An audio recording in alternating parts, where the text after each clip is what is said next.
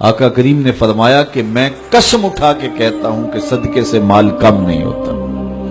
اللہ صدقے سے مال کو برکت دیتا ہے، مال میں اضافہ ہوتا ہے. ایک اور وظیفہ ہے جس کو کرنے سے رزق میں برکت ہوتی ہے. اللہ فرماتا ہے تم نکاح کرو، تم فقیر ہو وہ تمہیں غنی کر دے گا. لگتا یہ تھا کہ ہم مزید ذمہ داریوں کے بوجھ میں دب جائیں گے، لیکن میرے رب کا وعدہ ہے کہ وہ تمہیں غنی کر دے گا. رزق کی فراخی اور بہتری کا ایک اور عمل سورہ طٰہٰ میں بیان فرمایا گیا. ارشاد فرمایا کہ خود بھی نماز پڑھ اور اپنے اہل خانہ کو بھی نماز پہ لگا، پھر دیکھ رزق کے دروازے کیسے کھلتے. رسول کریم صلی اللہ علیہ وسلم نے ارشاد فرمایا جو یہ چاہتا ہے کہ اس کے رزق میں برکت ہو اور اس کی عمر میں برکت ہو، وہ رشتہ داروں کے ساتھ سلوک اچھا کرے.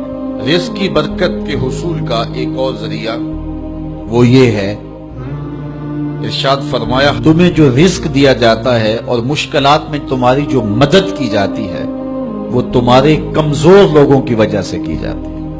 معاشرے کے جو کمزور لوگ ہوتے ہیں، اپاہج لوگ ہوتے ہیں یا بوڑھے لوگ ہوتے ہیں، تو ان کو کبھی نظر انداز نہ کیا کرو. ایک اور طریقہ دیا گیا اور وہ یہ کہ اگر تم چاہو کہ تمہارے رزق میں برکت ہو تو علم دین حاصل کرنے والے طلباء پر خرچ کرو.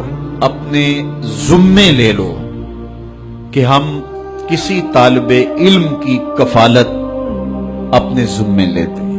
میں آپ کو مشورہ دیتا ہوں اپنا ایک بیٹا راہ دین کے لیے وقف کر دو، لیکن کسی وجہ سے بچوں کا ذہن یہ نہیں بن رہا تو پھر ایک بچہ اپنے ذمے لے لیں. وہ اگر پڑھ گیا تو اس کی برکتیں صدقہ جاریہ کے طور پہ بھی تمہیں نصیب ہوں گی، اور ہو سکتا ہے کہ اس کے صدقے سے اللہ تعالیٰ آپ کے رزق میں برکتیں عطا فرمائے.